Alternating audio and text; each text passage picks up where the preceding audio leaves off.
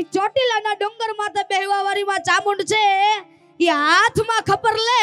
અને ઉતરે રણ મેદાનની માલિબા અને ચંડમુંડને હણવા માટે જે માયા હાથમાં ખપર લીધા હોય એના રૂપનું વર્ણન અમારા કાગ બાપુ કરે. પણ કાગ બાપુ કઈ રીતે ગાતા જેને સાંભળ્યા હોય એને ખબર હોય કે કાગ બાપુનો નોઝલ ટોન હતો. કાગ બાપુનો નોઝલ ટોન હતો એટલે ઈ અવાજ એનો નાકમાંથી આવે. પણ કઈ રીતે ગાતા કે ચંડમુંડ મારણ શક્તિ આન વારણ વારણ ધર વિકરાળ પણ ગોભે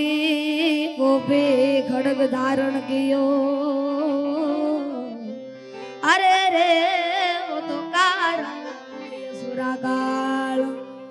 નણમ ગરોળમ નાદન દોળમ ભગના વાળમ વિકરાળમ એનન નાદ દમાડમ ગોબ ગમાલમ બાજ બતાળમ ભણદાડમ ખણગેલલ ગાળમ ગણગેલલ કાળમ જોમ બજાળમ ત્રોડન તાળમ તિન તુંડા એ ખડગે ધર કાંડા વસુર ઉદંડા ભૈબ્રે કુંડા ચામુંડાજી ભૈબ્રે કુંડા ચામુંડા તો ગમ ભાઈ ના ભગન ગદ ધારને દાન ગદ અન ખડગા કડ કડ ભડ ભડકામ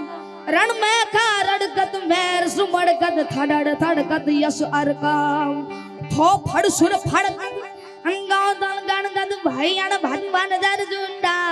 કન ગાય દન ગંડા યસુર યુગંડા ભૈબ્રે કુંડા ચામુંડા જી ભૈબ્રે કુંડા ચામુંડા માં અસુરને હણતી હોય એટલે એકા પછી એક અસુર છે એ ઉલાળો મારતો મારતો આવે કે માને પાસે હું ટકી જાઉં. પણ માની શક્તિનો ક્યાં પાર જ છે. માની શક્તિ તો અદ્ભુત છે, માની સામે કોણ ટકી શકવાનું છે. પણ એને વર્ણવતા કે માની શક્તિ કેવી હોય માં કેવી હોય એને વર્ણવતા અમારા અનુભા ગઢવી છે જામંગ. તે દુર્મિલા છંદમાં લખે કે 8 સગણથી બને એને દુર્મિલા છંદ કહેવાય. સલગા સલગા સલગા એવું તમે 8 વાર બોલો એટલે દુર્મિલા છંદ થાય. પણ દુર્મિલા છંદમાં અમારા અનુભા ગઢવી લખે કે મહાધરતીનું માંડલું અને એમે તાજા દરિયા તેલ પણ એમાં મેરું વાઈટ મૂકે અને ઓલો જ્યોતિ સૂરજ જામગા કે જુદી અખાડાય જબર જંગવ ધવ ડુંગર હાક દહેકટ ખબર ખગમ કર ખડડે તો લોબડી આલે જીબલ હે જુદી અખાડાય જબર જંગવ ધવ ડુંગર હાક દહેકટ ખબર ખગમ કર ખડડે તો લોબડી આલે જીબલ હે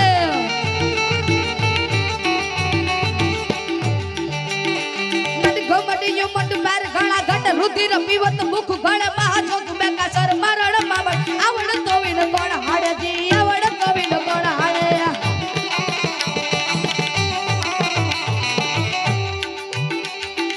ભમીરણ ઉજાળ મુજાળ ભુજા બળ કાંદ મારોડી ને ક્રોધ કરે ભારે ડાગતે ભૂથળ દુખળ ડવાર જરળ જખમ્યો આગ કરે ભમીરણ ઉજાળ મુજાળ ભુજા બળ કાંદ મારોડી ને ક્રોધ કરે ભારે ડાગતે ભૂથળ દુખળ ડવાર જરળ જખમે આગ જરે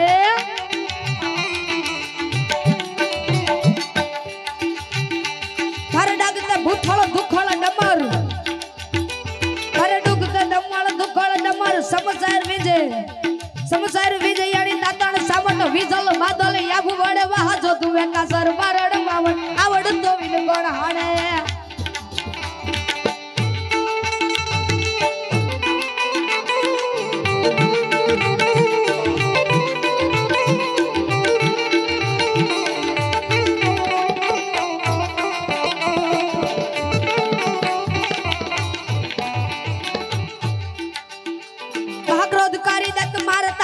લચક કમટ મીઠ કરે યસુરાણ જા ઉકળિયા બળવા તદી ઝાડ દબાલી લોટ દડે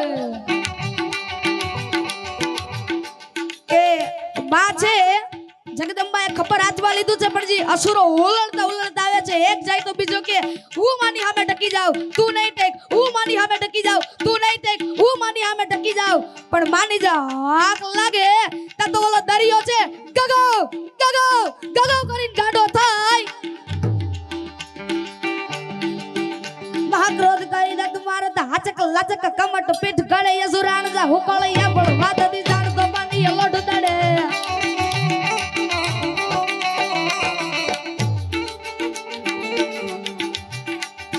ક્રોધ કરી દે તુમારે હાચક લાચક કમટ પીઠ ગળે યસુરાણ જા હુકળ યા પણ વાત દી જાણ તો પાની લોટ દડે તો ખગ ત્રિશુલાય લાગત ટકર તો ખગ ત્રિશુલાય લાગત દતક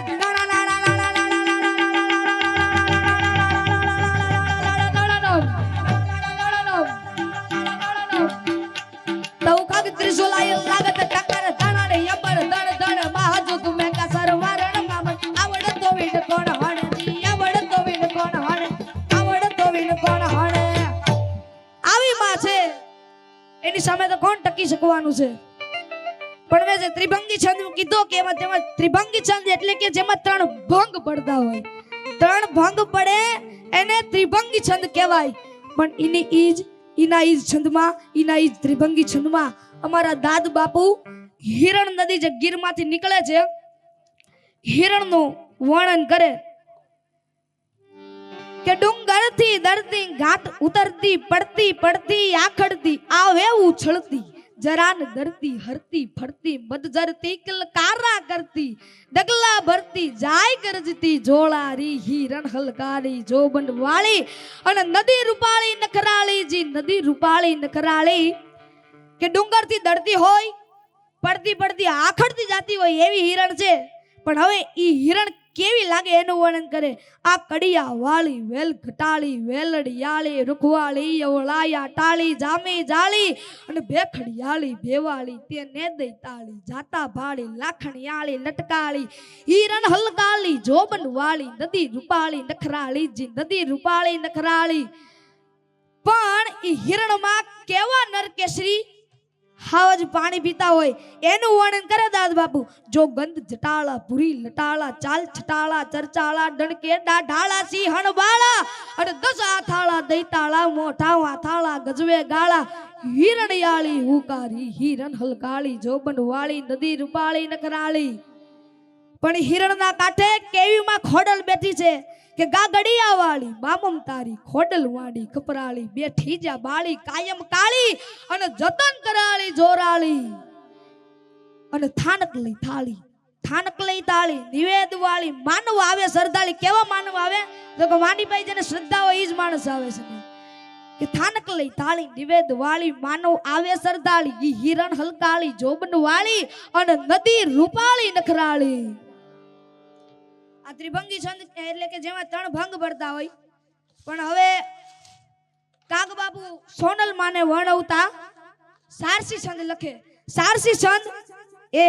હરેક ચરણમાં માત્રા મેળ છંદ કહેવાય 28 માત્રા એક ચરણમાં હોય હરેક છંદમાં હોય હરેક ચરણમાં હોય 28 માત્રા પણ એમાં લખે કે યોઠી અમર મે કસ કમર મે તું સમર મે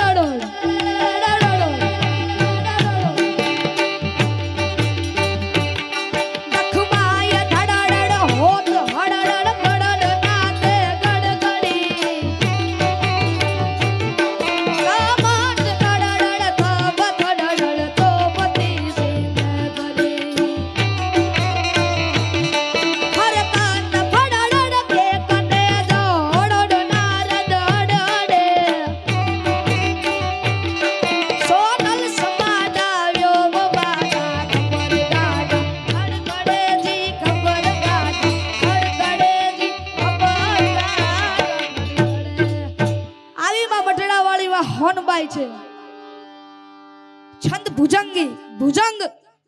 ભુજંગી છંદ એ અક્ષરમેળ છંદ કહેવાય અને એમાં 4 વાર તમે યગણ બોલો યમાતાય માતાય માતાય માતા એટલે ભુજંગી છંદ થાય અને ભુજંગ જે માયલો જાય એમાં છંદને ગાવાનો હોય પણ કાગ બાપુ બ્રહ્માંડ ભાંડોદરીને યાદ કરે વા જોગમાયાને યાદ કરે કે નમો બ્રહ્મ શક્તિ મહાવિષ્માયા નમો ધારણી કોટિ બ્રહ્માંડ કાયા નમો વેદ વેદાંત મેષેશ વર્ણી નમો રાજકા રંગ પે છત્ર ધરણી નમો પોન રૂપી મહાપ્રાણ દાતા નમો જગત વક્ષી પ્રલય જીવ દાતા એ નમો દામની તાર તોરા રૂપાળા નમો ગાજતી કાલિકા મેઘમાળા રમે રાજ તું વ્યોમ બાળા હુલાસી પુરે સાથિયા કે ગરંગે પ્રકાશી લતાપો નમે શીતળમ ગીત ગાવે સાઢે સુનીલંબરમ અંગ યોઢી તું હી જાણિયા પાણિયા સેજ બોડી તું હી જાણિયા પાણિયા સેજ બોડી તું હી જાણિયા પાણિયા સેજ બોડી અને ભુજંગી છંદ કહેવાય કે આ ભુજંગી છંદમાં મેં જે છંદ ગાયો નમો બ્રહ્મ શક્તિ એમાં કવિ કાગ છે તે માનું વર્ણન કરે જેમ ઈશ્વરદાસ મહાત્માએ દેવયાણમાં માનું વર્ણન કર્યું કે માં ક્યાં નથી માં કણે કણમાં વસે છે એમ જ અમારા કાગ બાપુએ પણ વર્ણન કરેલું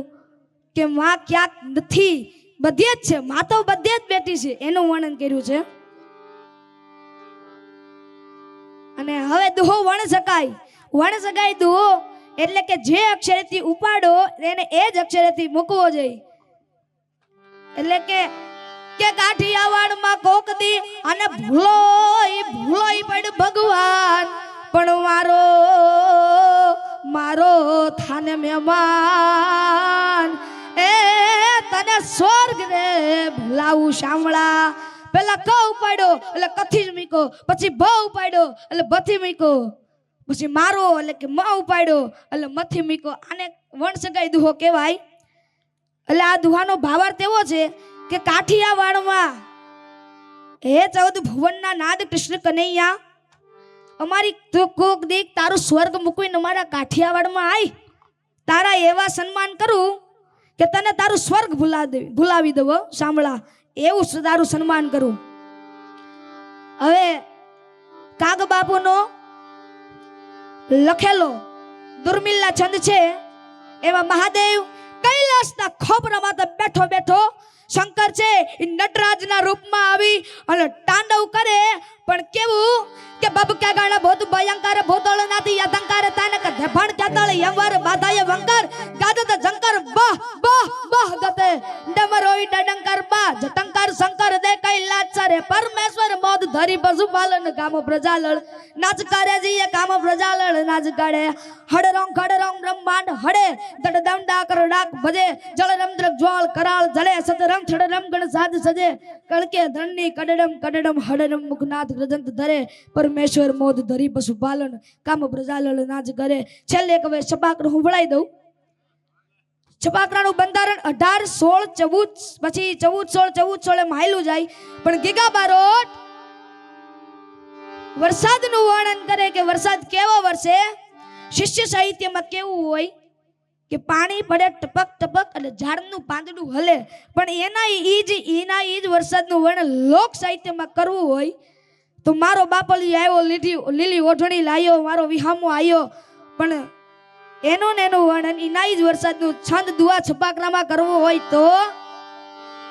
ચડાયા સાડી વાદળા કાળ દવળા જંબાર સબ દાસ વટ રાતી માથે ઉતરા ધરાર તાકો જીંગોરા મોરલા વાય વાહરી બંડાણી જડી એક તારા મેઘરાજ મંડાણી બાર વહડેરા ઇન્દ્ર વાળા પાડ તારા વાણી વાળા ખાડી ઊંડ વાળા કાળા મંડાણા હિલો નગા વાળા દાગા ગાળા નાડી નાડા ફાડી ને હોળા માતા જળા દાડા ભેડિયા હટોળ હદા વાળા ત્રાય વાળી સરિતા